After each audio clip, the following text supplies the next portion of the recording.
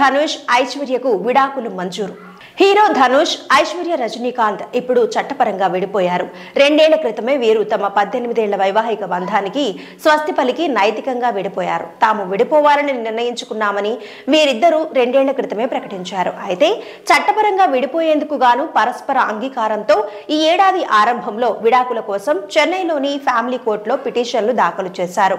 పలుమార్లు ఈ కేసు విచారణకు రాగా ఇద్దరు కోర్టు వాయిదాలకు హాజరు కాలేదు. కొన్ని రోజుల క్రితం వేర్వేరుగా వీరిద్దరూ కోర్టుకు వెళ్లి కొన్నేళ్లుగా తామిద్దరం విడిపోయి ఉంటున్నామని, విడాకులు తీసుకోవడానికి దృఢ నిశ్చయంతో ఉన్నామని తెలిపారు. కలిసి ఉండాలని అనుకోవడం లేదని తమ నిర్ణయాన్ని స్పష్టం చేస్తూ విడిపోవడానికి గల కారణాలు వివరించారు. ఇరువురి వాదనలు విన్న చెన్నైలోని ఫ్యామిలీ వెల్ఫేర్ కోర్టు తాజాగా విడాకులు మంజూరు చేసింది. దీంతో వీరు చట్టపరంగానూ విడిపోయినట్లు అయింది. ఐశ్వర్య సూపర్ స్టార్ రజనీకాంత్ పెద్ద కుమార్తె. హీరో ధనుష్ తో ఏర్పడిన పరిచయం ప్రేమగా మారింది. ఆ తర్వాత ఇరు కుటుంబాల పెద్దల అంగీకారంతో 2004లో వివాహం చేసుకున్నారు. వీరికి 2 కుమారులు.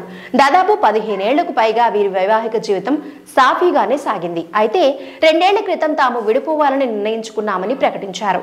ఈ క్రమంలో తాజాగా న్యాయస్థానాన్ని ఆశ్రయించి చట్టపరంగా విడాకులు తీసుకున్నారు.